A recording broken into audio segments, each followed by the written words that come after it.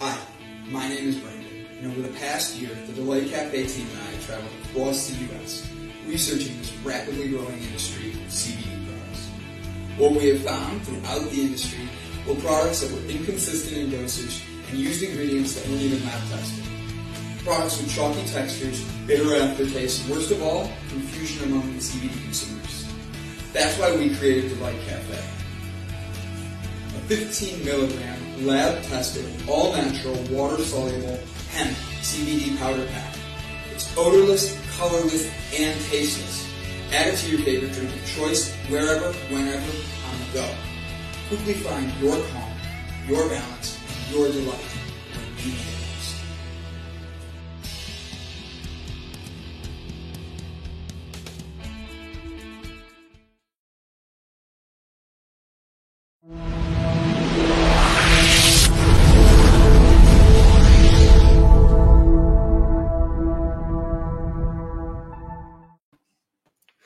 Hello, ladies and gentlemen, and welcome to tuning in to the Stop Faking Me Out. I hate you. Oh, I love you and I hate you at the same time. Ladies and gentlemen, thank you for tuning in to the next episode of The H, an honest conversation about health, hemp, and happiness. I am extremely excited to be back. We took a week off last week. Fernando, hello, handsome. We are actually back. Last week, Joe and I were in Las Vegas at this time, and we were presenting a bunch about the company, what we're doing, what the future is, a lot of good things. But we're back here today, and we're excited to be able to we're excited to be able to connect with everybody, say hello, and we have an incredibly great guest coming on. Her name is Elizabeth Holman. If I mispronounce that, Elizabeth, blame Joe. Oop, wrong way, Joe. He's always fun to blame for anything that I don't want to be blamed for. She is the president of Mindful Mental Health Delivery System for organizations, collaborator, and speaker with other mindful professionals. She is a global provider of mental health for autism and ABA and substance use benefits for Medicare, medical expansion, commercial and public sector markets, full service mindfulness, employee assistance programs, on-site critical incident response services, management referrals, and coaching wellness. That was a lot of coming out all at once. It is so good to be here, though. We already are diving in. Joe, because of you picking on me so much this morning and nobody knowing if you're really talking or not, you're going to get to explain why your name is what it is today. But wait until Elizabeth is here because she's reading it, and I guarantee she's thinking, oh, my God, what the heck is that? So, ladies and gentlemen, without further ado, it is an honor to introduce Miss Elizabeth Holman. Hello, how are you? Hi, I'm great. I'm just adjusting my home studio here, and I got my ring light, and my kids were asking me if I'm trying to be Charlie D'Amelio, and I said, not exactly.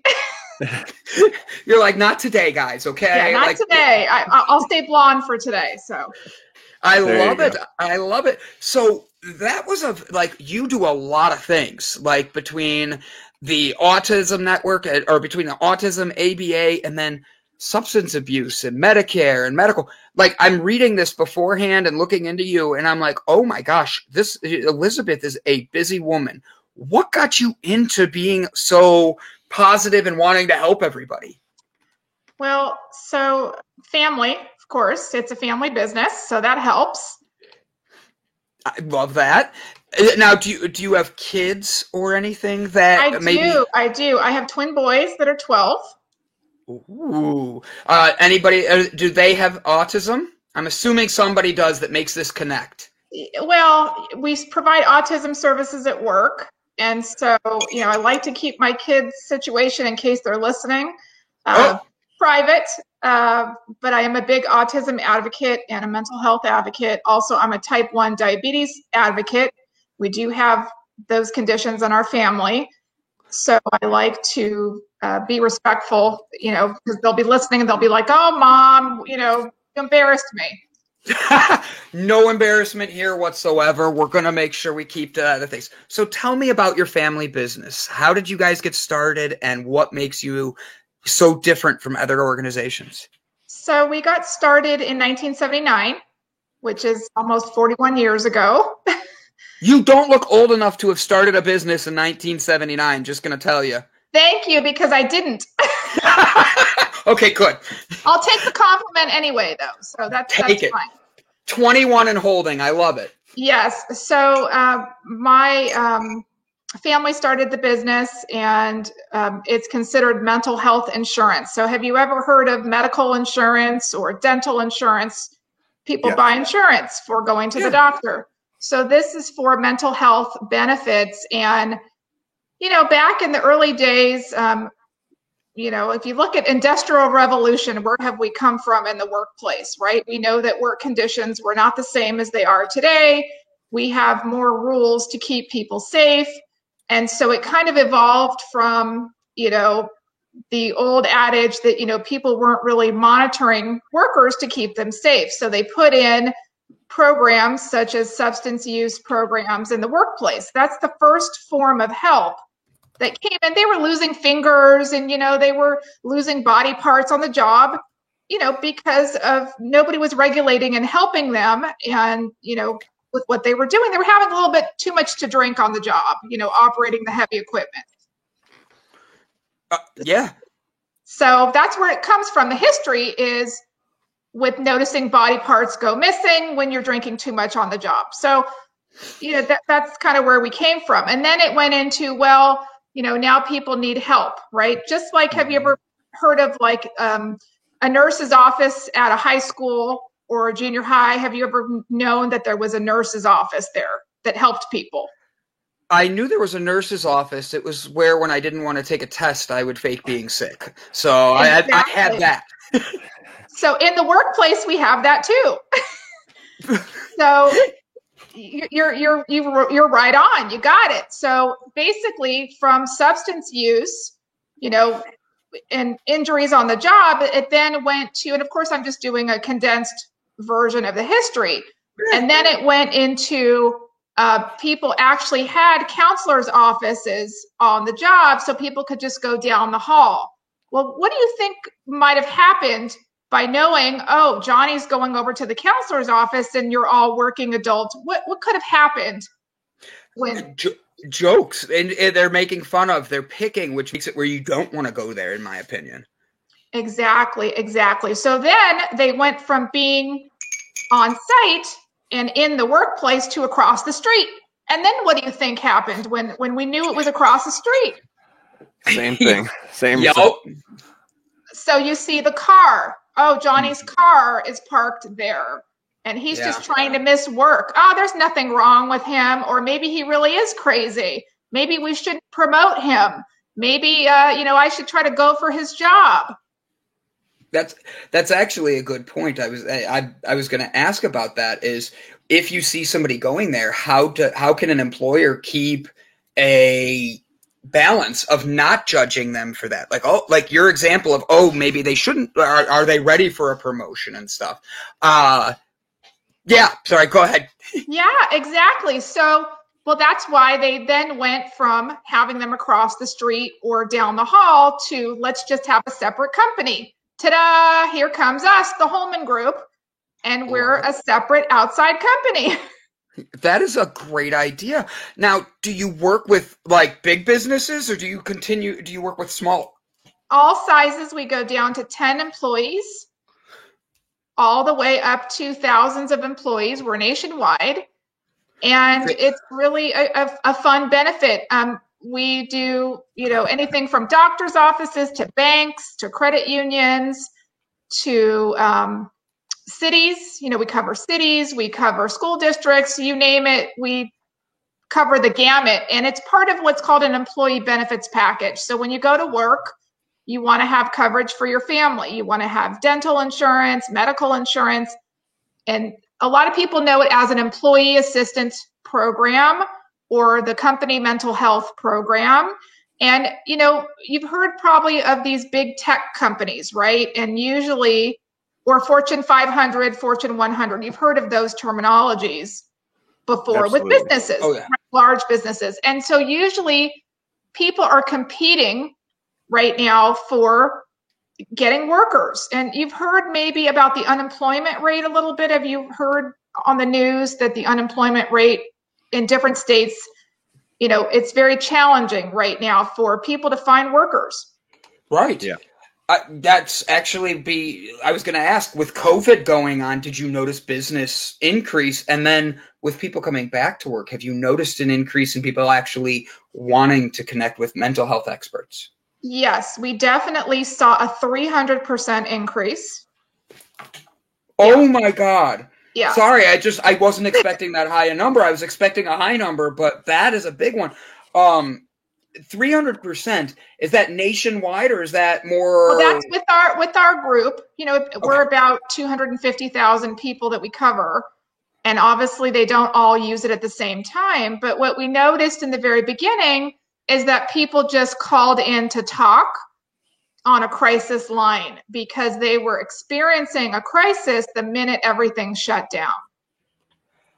Makes sense. I have to be honest, when everything shut down, I'm a very extroverted person apparently in my life, and I don't like being home. So the minute the lockdown happened, I probably would have been one of your first calls, been like, all right, what can I do? I'm stuck at home.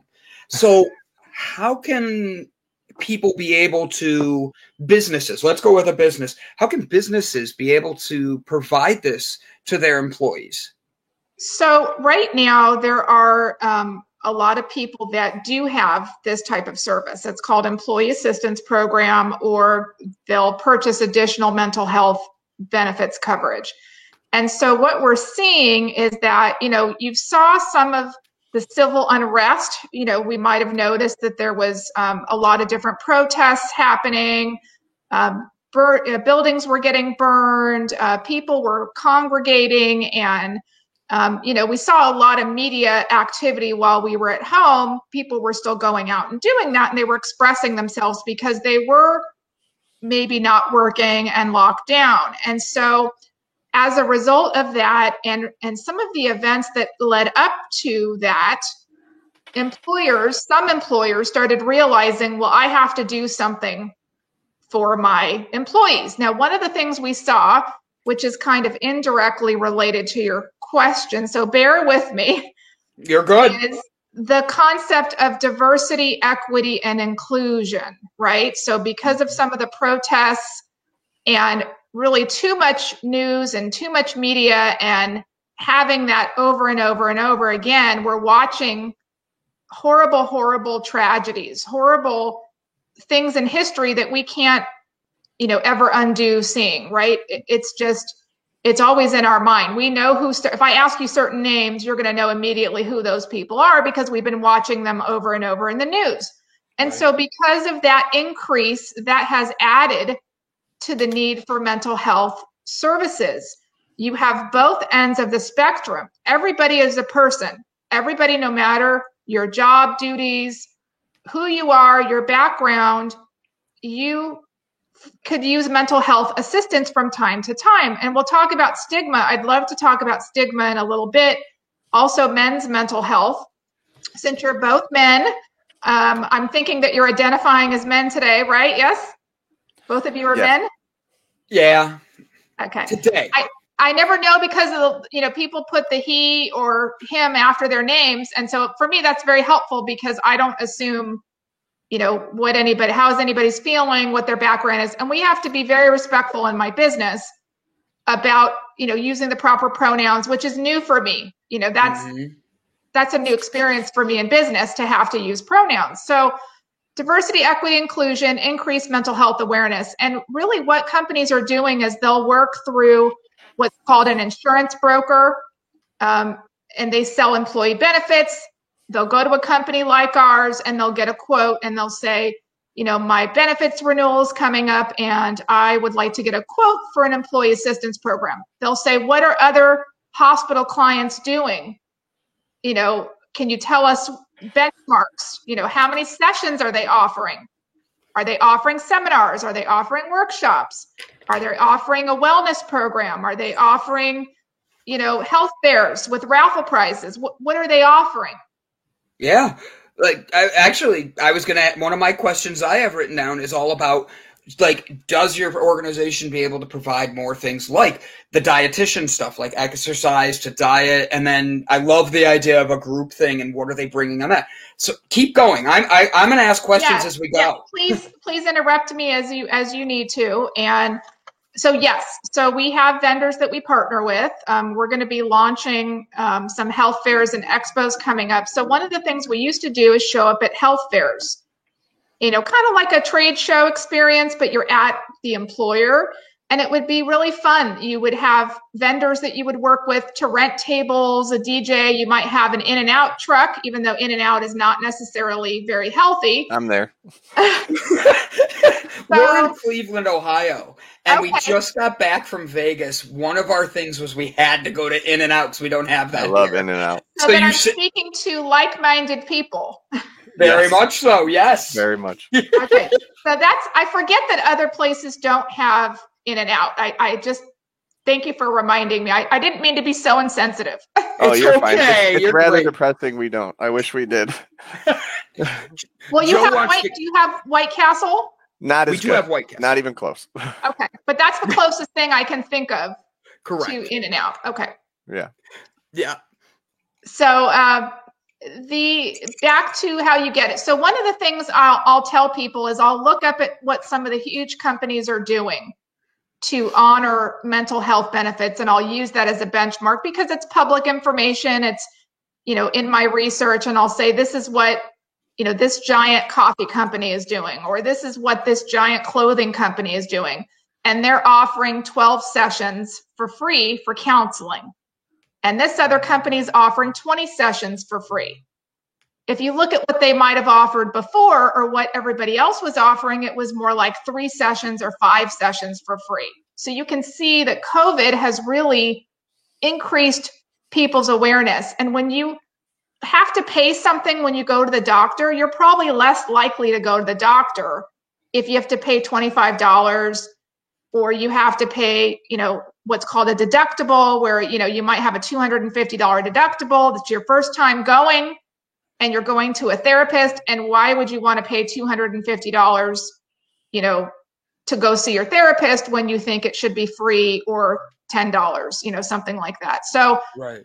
When we put hoops and hurdles for people, versus free, I think most people would go to free if they were maybe they forgot about it and, somebody at their work, or they went to the health fair with the DJ and the raffle prizes and the In-N-Out truck, they go to the event and they say, oh, I pick up your brochure and I learn about that. So we're excited to go to our clients again and to start attending health fairs. I like that. I like that a lot. How are you guys breaking the stigma for these people? Like a lot of people, you mentioned men, and we actually did a podcast a couple of months ago about men's mental health and how it needs to be talked about a little more, and not with the judgment. Like you were saying about, you see Joe, I think you said Joey, going to the nurse's office. I'm leaving it at Joey on purpose. But going to the nurse's office and that, as men, we have this in our head that, oh, nope, we can't talk about that. And I know a lot of men that feel like that, my dad. And I would ask, how do you break that stigma for both sexes to be able, for everybody to be able to want to go get the best help they can for themselves? So I've been spending about a month on an audio app. I don't know if I'm allowed to say the name.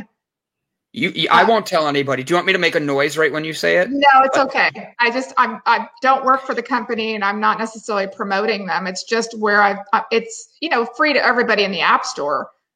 It's Clubhouse.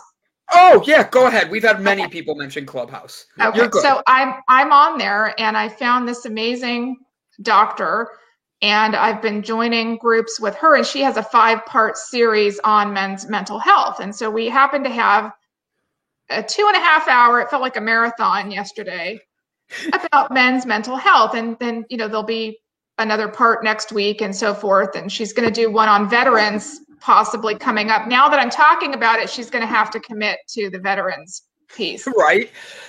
So it was great. We had a great discussion yesterday. And that's open for everybody because of being on Clubhouse. It's open for everybody. So if you were to friend me on Clubhouse or follow me or however it works, basically. What is your That's true. I invited him into Clubhouse. Fernando's good people. He's told me to get into Clubhouse as well, and I have an Android, so apparently I'm not allowed on there. They fixed that? So you set up your account on your Android. It is compatible. And then what you do is if somebody has an iPhone or an iPad, you can just hook your Instagram or your Twitter. The only thing is I have to say is that you have to have your name matched. So whatever name you have on, Instagram, Facebook, or Twitter, it has to match your name, for the platform or it doesn't work. Okay. I'm fine with that. It'd be my company name or my personal one. So yeah, I'd be good with that. Yeah, so it's exciting because even if you are predominantly interested, let's just say entrepreneurship and, wellness, health, mental health, people who will come up and join other rooms. You can be what's called a co-moderator. I've actually heard the founder of Clubhouse, and he co-founded Netflix, and he did MoviePass. So I got to hear him, and, I like to listen to satellite radio in my car, and I listen to the business channel just because I like to be current, and it's quick. If I'm driving, I can just listen to the business news. And so I feel like Clubhouse has been my way to just stay current with, what's happening in the tech industry or what's happening with entrepreneurs or what's happening with Bitcoin or, whatever the topic is. It's great. I'm answering Fernando at the same time. Can I invite you, Brandon? Yes, Fernando, please invite me. That way I can check it out. I'd love to. Yes. Now tell me more about what, like the mental, you were talking about how you're going to have a class next week or a Clubhouse next week. Do they have a special name for that? Yeah. Well, we talked about the one we did was Men Suffer Too. That was yesterday. And next week it's, I think, emotional health or something along that lines. And so what I'll do is I will, put it on my Instagram. And then if anybody follows me, I can just copy and paste it and send it to them. Or you can see if she makes me a co-moderator to promote the event, my name will be on it too. So it's really great because, you can have 8 moderators, you can have 2 moderators, you can just have a spontaneous room. And when you have a guest on Clubhouse, whether it's an author or, people that are experts on different pieces of how it all comes together, it really is nice. So like if you were going to, I don't know, somebody told me that they're switched to real estate. So I have a friend that is in New York that switched to real estate. And I was trying to convince her to go on Clubhouse. And I said, you could talk about moving services, and you can talk about, schools in the area of where you sell houses, and you can talk about, homeowners insurance and appliances. You're not really having to talk about, I'm the best realtor, come work with me. You're talking around the issue to really prove that you're a subject matter expert. That's basically what you're doing. Very nice. Very cool. And next week you're going to be doing men's mental health with veterans? Well, I think that's going to be coming up soon. Next week is it's a 5-part series that I'm doing with Dr. Leslie Rogers, and that'll be continuing the men's mental health on emotional health, I believe, of men. And I have to tell you, there was some sharp people on there. This one gentleman, he's a hostage negotiator in his past, and Army veteran or military veteran, and just some really sharp people. And I was like, wow, like. And part of it, which is a mental health issue that some people, you might have heard of imposter syndrome. Yes. And so basically a lot of people who are successful feel like, how did I get here? And I haven't written a book, so should I be here? Or, am I as good as my neighbor? Or, and so all of these rooms on the various topics, it could be on negotiation, it could be on, taking care of how you're feeling on the inside, self-care. And so that's what I love about the room is that they touch on, even though if it's men's mental health, they'll touch on a lot of topics from that. how you're feeling to, being bullied in school. We touched on yesterday, how physical strength versus emotional strength. I mean, I think one of the biggest themes that I found is that most men that were on the platform had some type of physical abuse, beating up, getting in a fight, bullied, that was a common theme, on the platform, that they really, and they were told over and over that, suck it up, don't cry, or, men need to fight it out. And they didn't really want to do it. Have you heard themes like that before? Does that sound familiar? Very much so. I would say growing up, that was something where like Joe's going to make fun of me. Being somebody that is more of a emotional connector, I can connect with people emotionally and stuff. If somebody else was crying, I would feel that energy and I'd want to cry with them. And I remember growing up, my dad was like, no, you don't cry. You don't do that. Like, men don't cry. And now we're the polar opposites. I'm like, you can cry, Dad. Don't worry. It's going to be okay. But for real, I remember growing up and thinking, if I cry, I'm weak. If I cry, I'm worthless. If I'm disappointing my father. And I remember in my head that always stuck with me, and it was a hard thing for me to break. A lot of men hear that voice and they don't realize it's their inner child, I think, coming out, telling them that stuff. If you're, really quick, I want to get your Instagram in here. I have it set up so I could type it. What is your Instagram so I can share that for everybody to follow you? Did I put it in the chat? Oh, that would be wonderful. Yeah. Probably easier than trying to spell it out. I've been there. I get that. So with doing all of this and being, I love it. Are you in Cali? LA. I was just in LA. I love that. With everything with everything going on and all that, and seeing the newest, like everybody getting ready to, I'm trying to share this and talk at the same time, everybody getting into mental health, how do you make sure to keep it as an actual growth thing? And I don't want to make it sound weird, but like trendy, because I've noticed a lot of people have been saying, I have mental health issues now. And it's not saying they don't, but it's like it seems to be said a lot more than it has been in the past. Is that people actually, you think, that are going through this, that are looking for help, or with social media, it just makes it easier for them to talk about? I think we all have mental health issues. Just by living and breathing, we all have mental health issues. And so, you look at anybody's environment, and we've never really broken down or done the analysis of, boundaries. This is okay. This is not okay.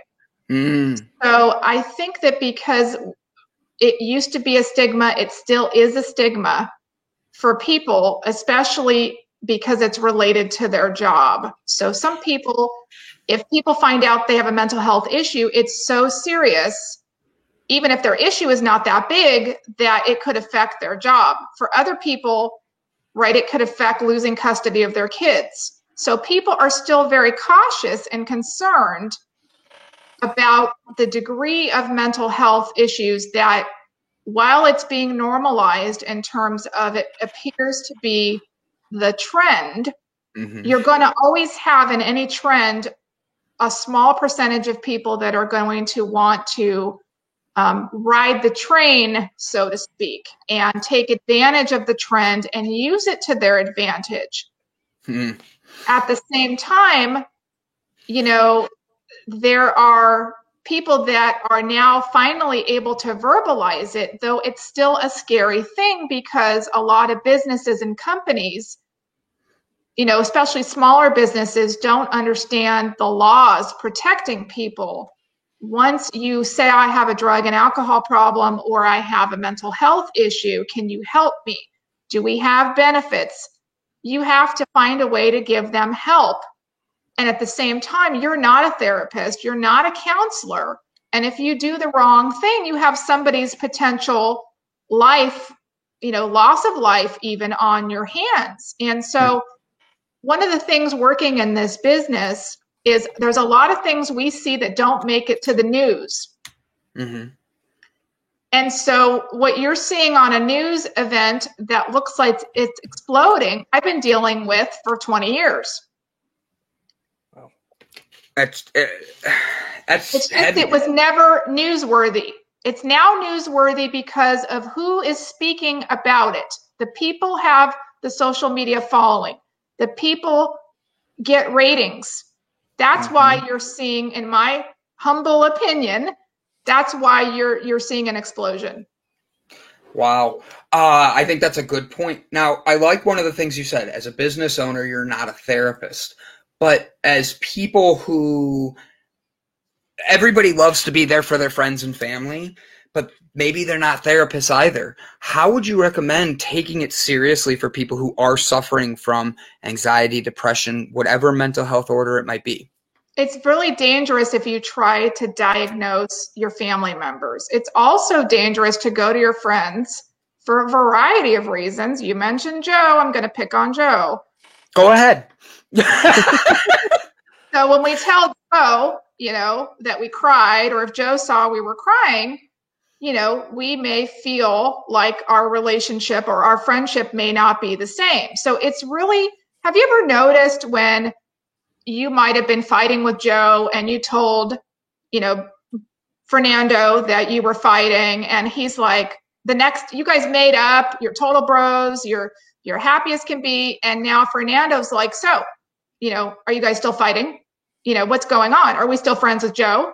And because you have poured your heart out in the moment, because we just want to get things off our chest, but then we reconcile so quickly, but the other person is still mad or still trying to defend you, and then they're confused. How could you switch so quickly? Like, what's going on? And are you just having a mental health issue? Is this part of something that I'm going to see on a regular basis? So by pouring your heart out to your friends, on the one hand, it feels good, but now you're dragging them through the experience, and they're not a therapist either. So how do you create boundaries in yourself? Well, for me, I'm going to just give you a simple non-mental health example just to kind of help the audience maybe try it on for size, see if they like it. So let's just say I'm working on my posture, right? Because sometimes I slouch. Oh. Yeah, I was like. We both moved up right up. Okay, so going on my posture. So I want to work on my posture. I don't want to walk around with a book on my head practicing, right? I don't really want to do that because that's, kind of what we saw in the olden days, and we're current. And we want to go with the time. So what I might do to set a boundary is, so I'm going to pick my buddy or my goal friend that's going to help me. It could be somebody that I trust. And I'll say, we're going to be going out together to Vegas. We're going to be going here. And I'm going to be standing at this table at this convention, or I'm going to be speaking. And I really want to work on my posture. I'm going to tell you to please scratch your nose if you see me slouching. Okay. And I'm going to just look for that little verbal cue, or, verbal cue, visual cue. It could be a cough. It could be the magic word. Happy time, whatever it is. So I could just, but you have to have a boundary and you have to have respect. So that could be anything you're doing, because this goes into stress, right? This is all part of mental health. Your physical, have you ever gripped the steering wheel? Have you ever leaned forward when you're driving and you realize, at least I do when I'm like in traffic, or I'm really trying to focus on where I'm going, or is that a person I see in the middle of the road? In LA, it happens. You've got a lot of people wandering in the middle of the street and you don't want to hit them. So I lean forward and I realize my knuckles are white, my shoulders are up. And so I might tell somebody who's driving in the car with me, if you see that I'm doing that, I'm gripping the steering wheel with white knuckles, I'm not going to feel very good when I get out of the car. I'm going to just feel like I have a stiff neck. So you're going to be somebody that I'm going to allow, and I'm going to establish that boundary. Now, if I'm somewhere else, I'm at a party or whatever, and you're doing that, well, I didn't give you permission to remind me at that party. It's only in business situations. It's only in the car. So that's just an example of setting boundaries. I know it's kind of a silly example. It's a good one though, because you gave it where like you're in the car, you gave me the boundary. It's when you're in public, it could be more of that could trigger something else because now you're in front of other things, you're at a party, and that makes complete sense. I think it's a good example. You said goal friend, is that correct? Like a goal friend, a goal buddy, yeah. I love that idea. I've never heard that before, and I thought your analogy with it was perfect. I was picturing in my head, I did a presentation this last week in Vegas, and Joe was in the back, and instead of making fun of me, he could have been looking at my posture. And the truth flawless. Thank you. Thanks, buddy. But like having a friend that you like share that with, it also I'm willing to bet a lot of people have not heard of that. Like, well, they've heard about it a different way. Talk to me. So if anybody ever goes to the gym, do you know anybody that goes to the gym? I do. Quite a bit. Okay. So an accountability partner. Has anybody heard of an accountability partner for the gym or for exercise? So it's a similar concept where they say, for example, if you ever worked with a personal trainer or you had to buy packages or you had to pay for a trainer, they want you to pay up front and then they want you to pay a cancellation fee, et cetera, because that motivates you to go to the gym. So that's just a monetary, with money way to motivate you to go to the gym. So this is just another word as an accountability partner, whether you want to drink more water, whether you want to, try to eat a salad at least one day a week. Okay, so I give you permission to text me and say, hey, it's Tuesday. Are we going to order salads on, Uber Eats or whatever, or, what's happening? I love that. I like that. Do you have a favorite type of salad? This is purposely a question I'm asking. What is your favorite salad? There's so many that I like. It's a problem. I usually like the off the menu salads that I can design. There's a place called Salad Farm near us. And so it's like a California protein salad that I like. Ooh, that sounds good. I ask because I like to get salads and Joe makes fun of me. So No. See, Brandon likes to get salads at fine dining steak joints when no one else gets a salad. I ordered a kale salad for myself. And since that day, it's been a fun joke for everybody to make fun of me instead of getting a steak. And I'm like, I love kale. I love kale. And it's a little bit too bitter for some people and a little bit too hearty is another word I've heard people use it. And I've had a kale Caesar salad before and it was actually amazing. That sounds pretty good. I was going to say that sounds incredible. I've never had a kale Caesar. I want that now. Neither. That sounds good.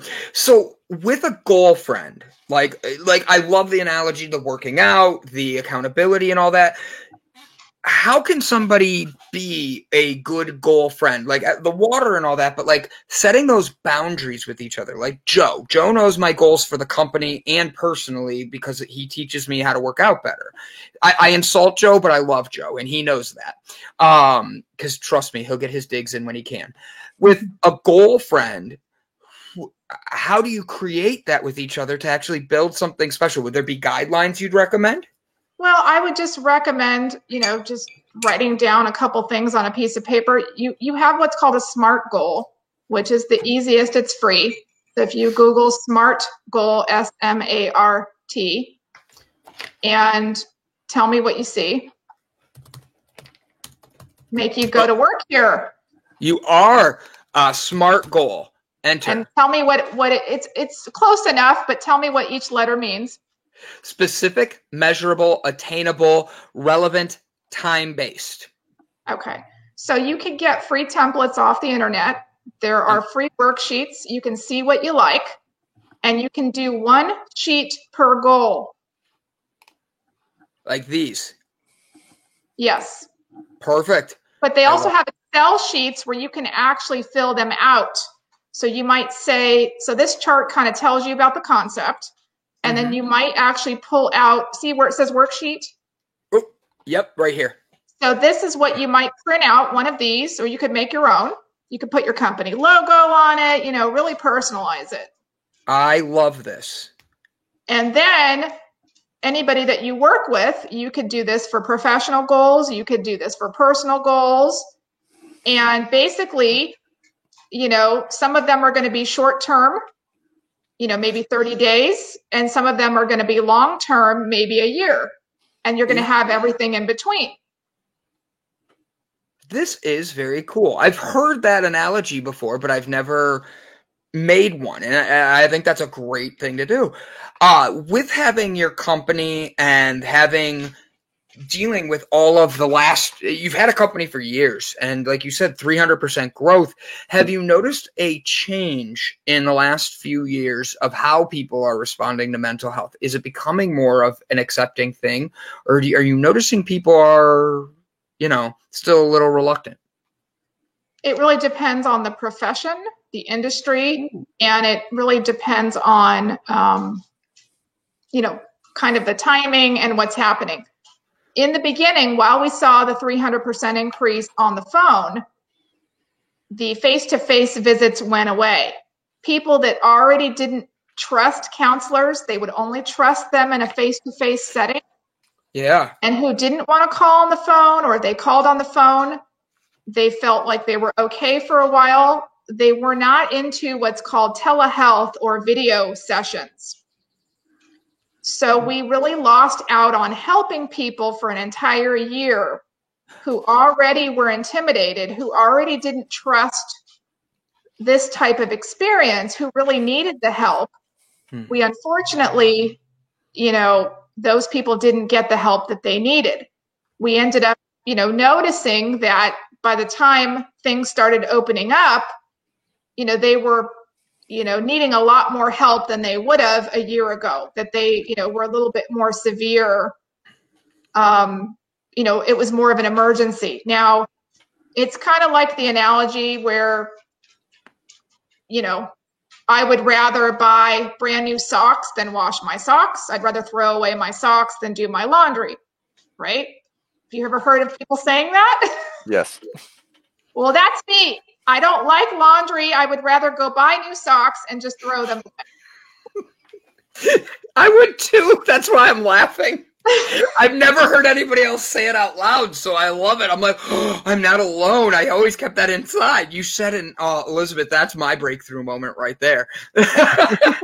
And so we need to recognize where we're at. Yeah. And, basically it's, just finding out, well, do I have the tools and the resources and the support system to get through, which some people actually became more creative and more resourceful. So you have that group, and then you have the people that actually tanked, and then you have the people right in the middle. So you had a little bit of everything, though what I mentioned is kind of the freak out moment when everything shut down, and now I have to see the people in my house, my roommates, my family members. I've got multiple generations living in my house, and I really didn't get along with them that well before COVID, and now I'm stuck with them for a year, and you can imagine what happened. Mm-hmm. Your mental health went down. So unfortunately, there's things that we don't even want to hear about or talk about, where you have kids hiding in closets because, trying to hide from abuse, or hiding from fighting, or seeing somebody being abused. And it's not necessarily the population we always deal with. It's a portion of our population, because we deal with public and private sector in our business. Though the fact that, we have a homeless population, we have a bunch of different populations that we deal with. And so people that are already on the edge or the fringe, or who are couch surfing, in some situations, it's just going to get worse for them in a situation like COVID. And I noticed in LA near me that, they actually, which I have to give them some credit, they put porta potties in. They allowed the homeless camps to continue. They got larger and larger and larger, from like 5 people to like 100 people. Yeah. There's actually, that's a very big thing in California on the West Coast right now. The homeless epidemic is growing exponentially, and it's been that you've probably seen it firsthand how much it's changed. How can with that, you're seeing mental health on the rise. You're seeing all these other things. How can people be able to get the help they need, especially in tough situations like that? It's hard. It's really, really hard. I mean, you do have people that have a job that are homeless. And so I'd say even before COVID, we got a lot of phone calls about people needing resources for people that were, maybe using some of the facilities at the business or, the gym across the street, they were showering or, living in their car.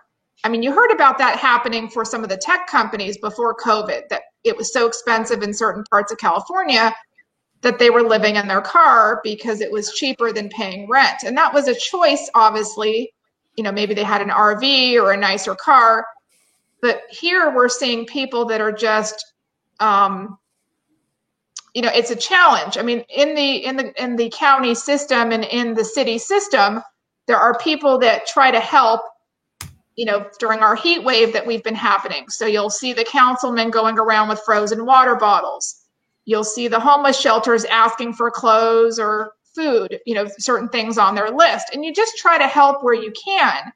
But the main thing is breaking the stigma of mental health. It goes back to where we already are socializing.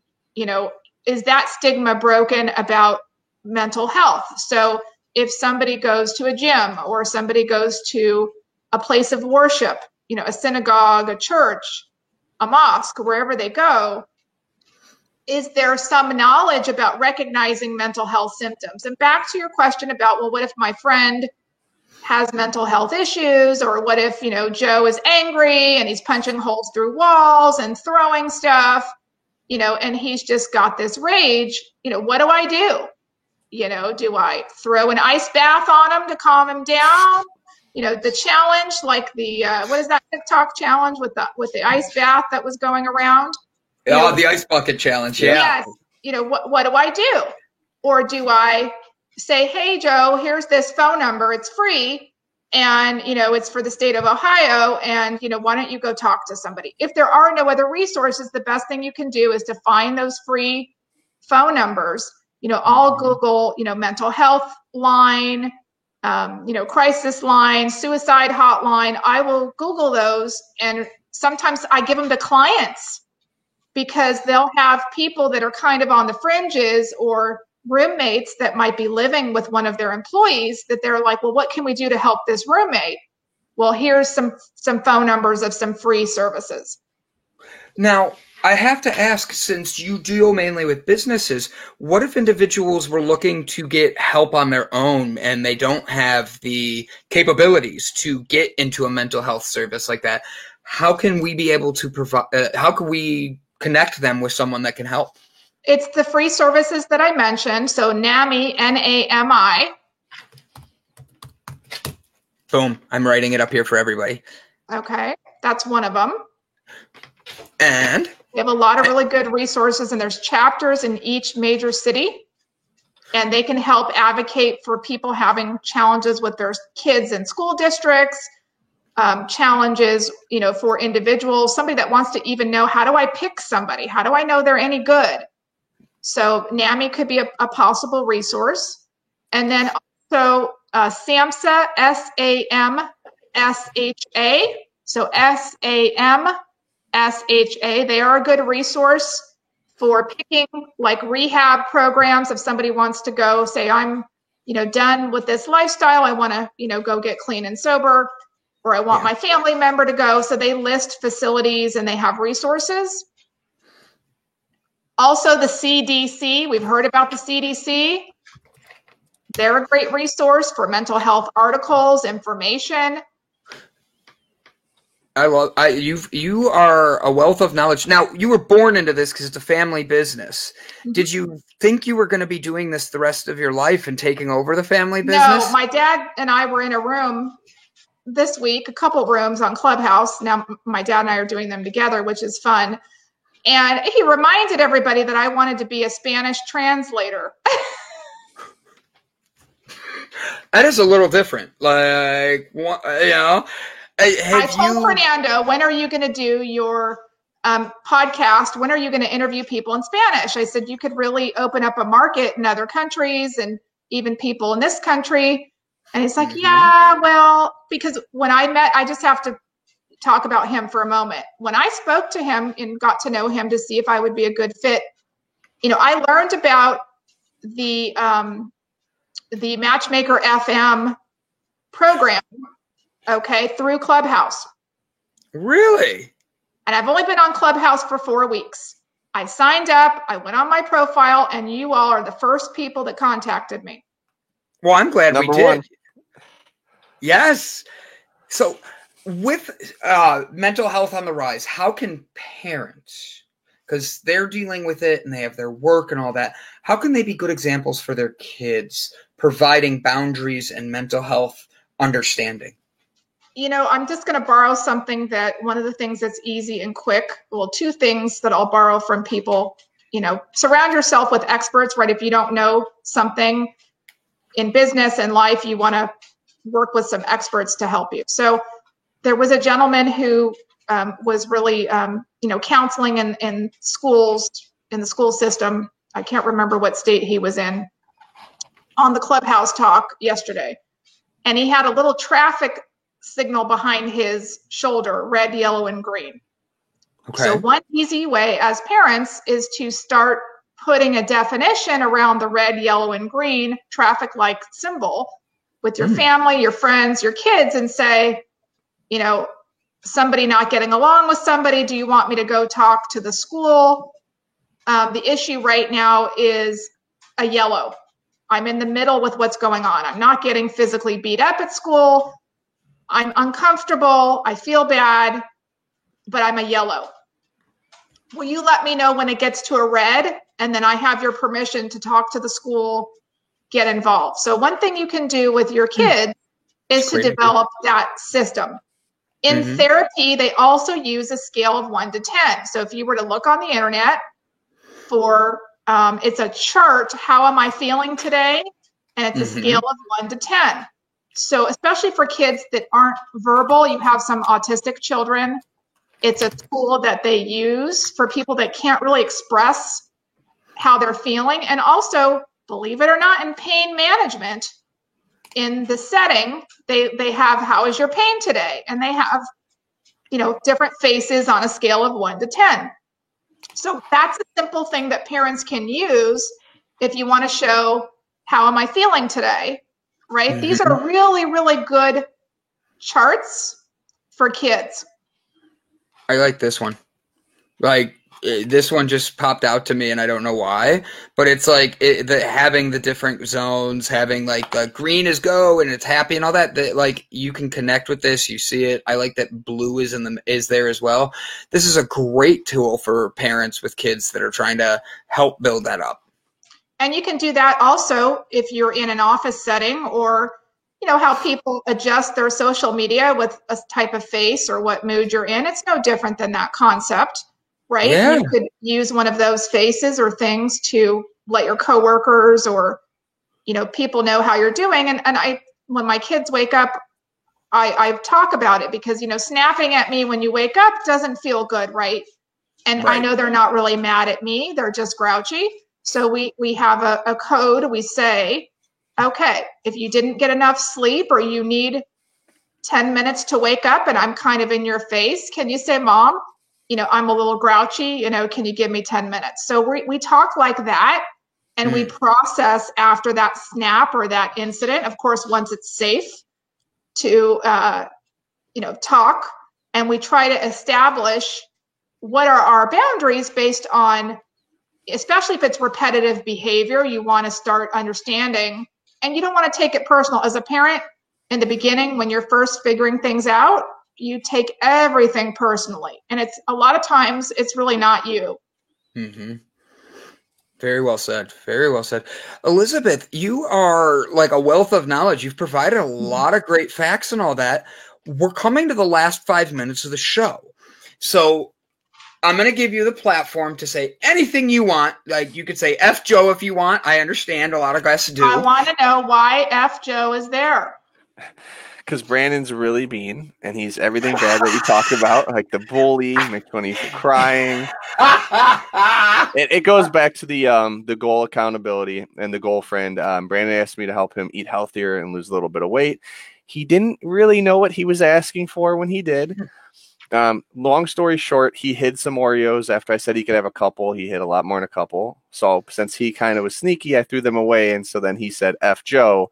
But when really he was saying like, F me for not taking care of myself. So it was just kind of his fun way of blaming me, but he was holding himself accountable. And it really took off in his world and now mine, apparently. So it's I have to say, I love Oreos. I really do. And my kids love Oreos. So listen. So Joe, you know about cheat days, right? Absolutely. And he knows he gets them. Okay. So now Oreos, if you're exercising, is really not going to make or break you as long as you don't eat the entire sleeve. That's true. Fun fact, 2 Oreos a day, you'll gain 30 pounds in a year. What? Fun fitness fact for you. Mm-hmm. See, this is like the stuff he says to me, and then I'm like, fine. He's eaten Oreos plenty of times since. So listen.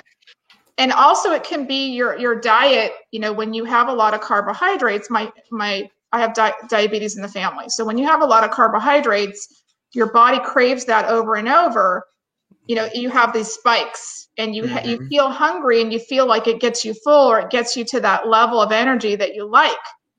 So when you start replacing it, if you have smoothies or you have something else that's healthy, right, you can have more of a balanced diet. And that craving for the Oreos, it's just, if you look at the carbohydrate content and an Oreo and the fat content and the amount of sugar, and you start to experiment with other things that might, so you have things higher in fiber to make you feel full. Yep. You eat more often. You eat every, 2 to 3 hours.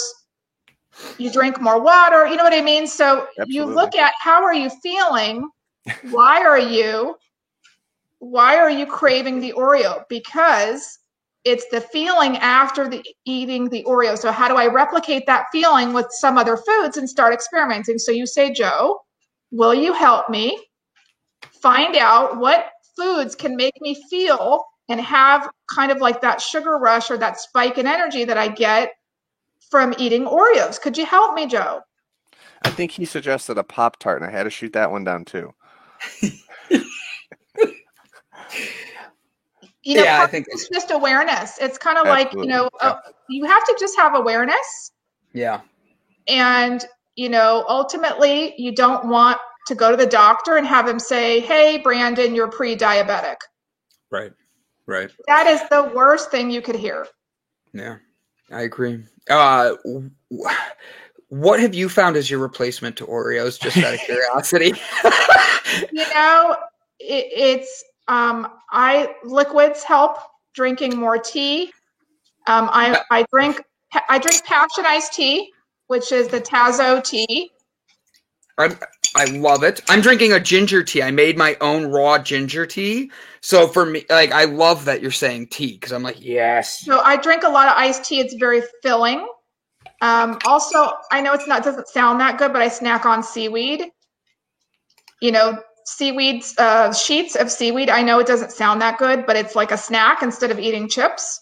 Well, Brandon, and this is no pun intended, make kale chips. Okay. No, I'm being really serious. I know what he's my saying. mom absolutely loves them, and I think it's a really interesting science experiment because there's so much kale on the tray, and then they're made, and it's like... Yeah. But it is a really, really good snack.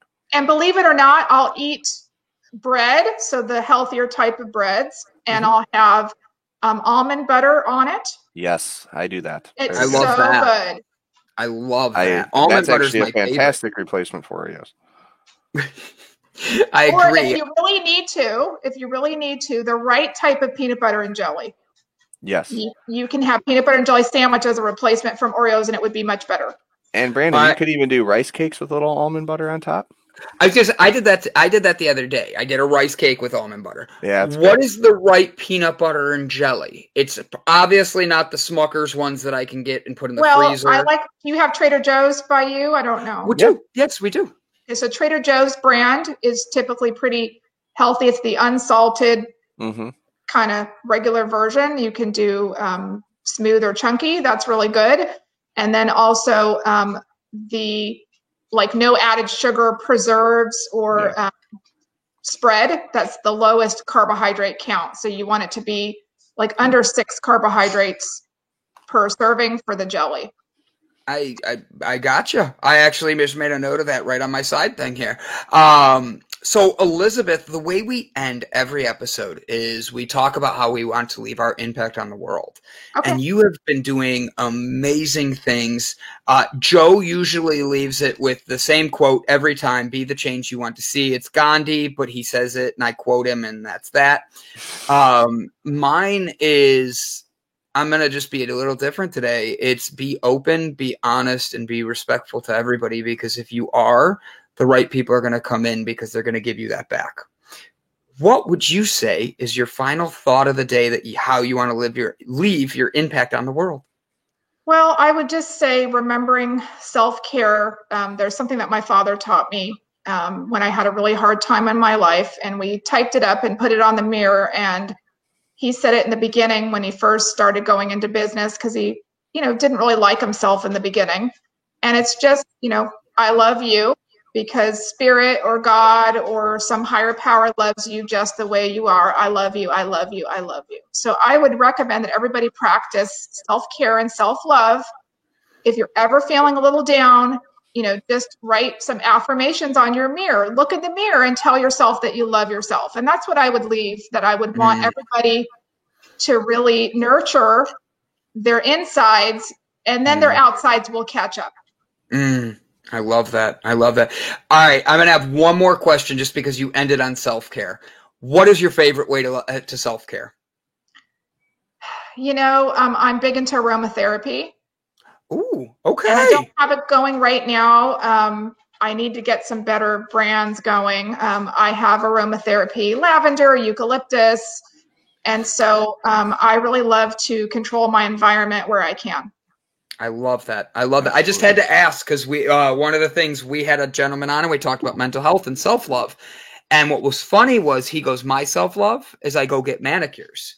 And and we are like, why? And he goes, I bite my nails. And he goes, once I started doing that, I stopped biting my nails, and then other little habits happened. So self-love is essential. And I love how that's why I had to ask how yours was. Give people maybe something they don't realize they could do for themselves. Elizabeth, it's very inexpensive, so I really recommend it. I love it. Elizabeth, this has been a phenomenal interview. Ladies and gentlemen, go check out their website. There's links here. Follow Elizabeth on Instagram. I'm trying to get back to her. Brian Tracy went and found join on Clubhouse. Look for me on Clubhouse. I'm the same name. Well, actually, I'm Mindful Prez. It's Mindful Prez on Clubhouse. Mindful Prez. If I see you're on there, I'll add you, and then I'll bring you into the men's mental health discussion next week. I would absolutely be astonished. It's Tuesday at 4 p.m. Pacific, 7 p.m. Eastern, and it's usually for about 2.5 hours. I'm 100% on board, and I would love to be able to do that. And this is your Mindful Prez at Clubhouse. So Fernando's already probably sent me a text message and an email for me to get on there.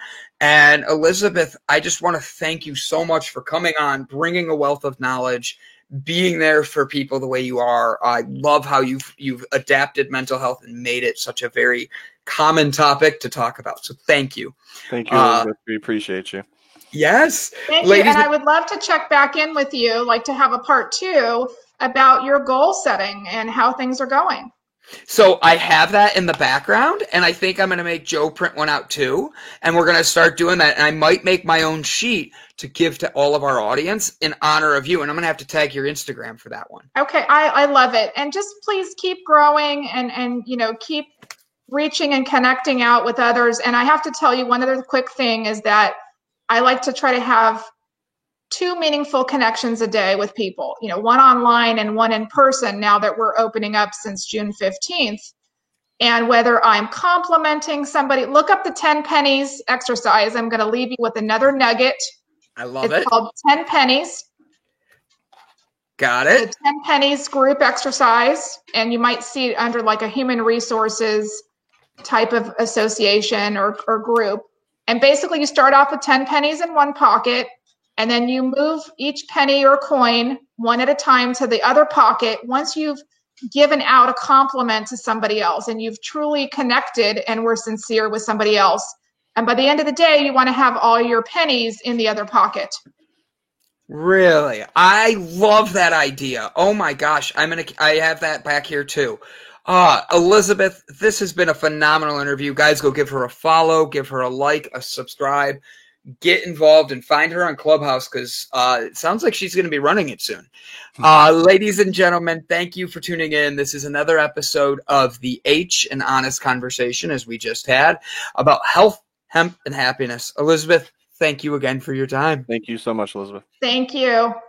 Have a good one, guys.